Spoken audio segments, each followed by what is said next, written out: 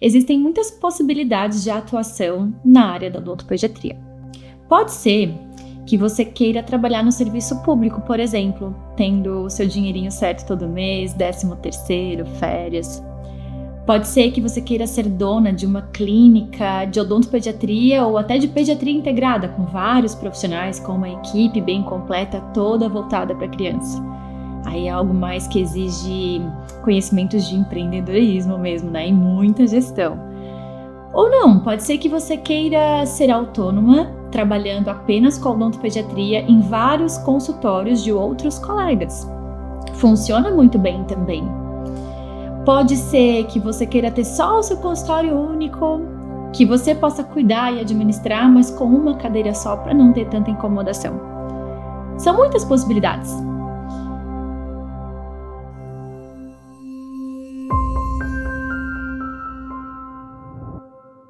É que as escolhas que vocês vão tomar, que vão direcionar a carreira de vocês, deve partir do autoconhecimento. Porque o que é sucesso para mim, o que vai me deixar feliz na minha carreira, não é o mesmo que vai te deixar feliz. O que você gosta? Quais são as suas aptidões? O que vai te deixar feliz? O quão ambiciosa você é? O quanto dinheiro você quer ganhar? O quanto de paz você quer ter no dia a dia e tempo para a família, por exemplo. São coisas para a gente pensar, e autoconhecimento é uma coisa meio abstrata mesmo. Não é uma coisa que você vai responder algumas perguntas e pronto, o autoconhecimento foi feito e agora eu sei qual decisão tomar. Não!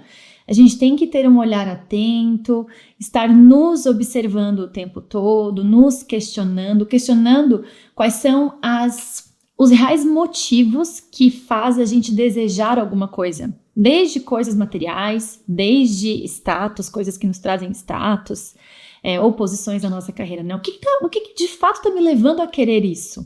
Né? Então, a ideia aqui é para primeiro a gente se conhecer, para só então passarmos a tomar decisões, né? E aí, por isso, a segunda palavra, decisão. Eu me conheço, eu entendo o que eu quero para minha vida, onde eu quero chegar, e aí, a partir disso, eu começo a tomar decisões. E essa decisão nem sempre vai ser fácil. É a decisão de entrar numa especialização de odontopediatria, por exemplo, e às vezes uma especialização que vai ter um custo mais alto, porque você quer aprender algo que seja a partir de professores renomados, que você tenha certeza que é um curso bom, então esse curso talvez vai ser mais caro mesmo.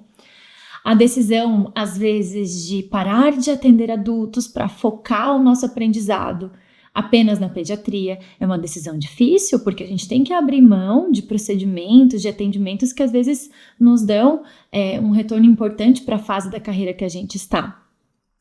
Essas decisões, às vezes, vão exigir que a gente dê um passinho para trás para depois dar 2 ou 3 passos para frente. É assim mesmo. A decisão também de não entrar, por exemplo, nos convênios ou de sair dos convênios são decisões bastante difíceis.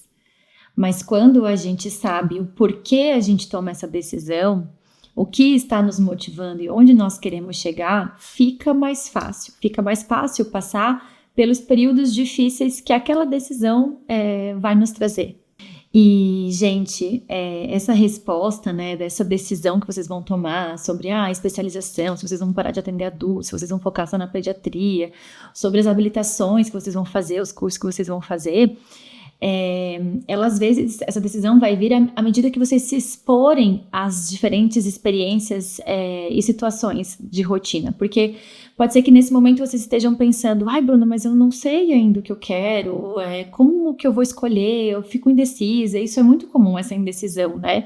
E se vocês estão ainda se sentindo indecisos para escolher, de fato, tomar decisões assim que vão exigir mais de vocês, de organização e tudo, primeiro tentem se expor a diferentes situações. De repente, acompanhar alguém fazendo estágio no consultório de outro dentista, passando um período atendendo as crianças para perceber quais procedimentos, quais áreas vocês têm mais aptidão, para só então tomar essas decisões com um pouco mais de cautela e de forma mais precisa mesmo, né?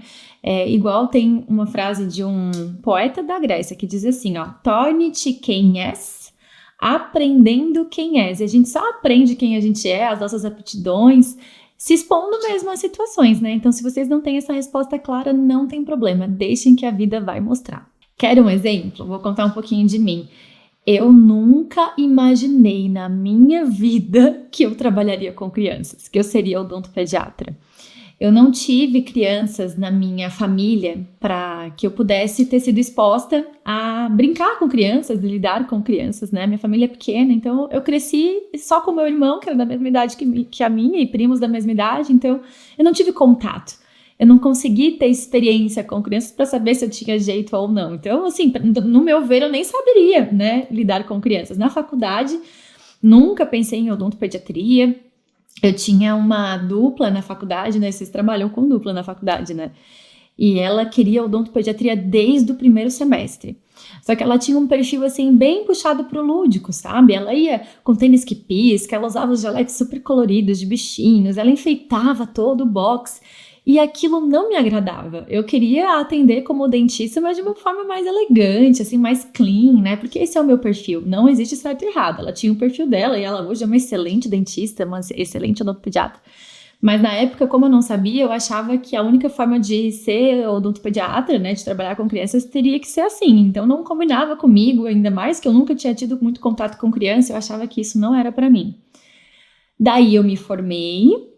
Comecei a atender em algumas clínicas que nenhum dentista queria atender criança e eu, recém-formada, pensei, atendo, claro que atendo, a agenda vazia, o que vier a gente está atendendo, né? E aí foi onde eu comecei a ter contato com o atendimento infantil. Claro que eu tinha tido na faculdade, mas a faculdade é diferente, né? A clínica da graduação é muito diferente. Quando eu pude ter a oportunidade de agir sozinha como profissional dentista, atendendo crianças, foi onde eu vi que eu tinha habilidade, que eu conseguia, de alguma maneira, sem saber como, encantar a criança, fazer ela perder o medo. E isso nos deixa feliz, né? No fundo, o que nos traz satisfação é fazer um trabalho bem feito, seja ele qual for. Pelo menos comigo funciona muito assim. E aí até que alguns colegas começaram a comentar comigo, que trabalhavam comigo, e às vezes ouviam alguma conversa minha com as crianças e tal, e eles começaram a me chamar a atenção. Bruna, tu leva jeito, por que tu não faz odontopediatria? É uma especialidade que tem poucos profissionais, é uma oportunidade até de tu conseguir até se destacar mais fácil, porque tem pouco, a gente tem dificuldade de encaminhar para odontopediatra.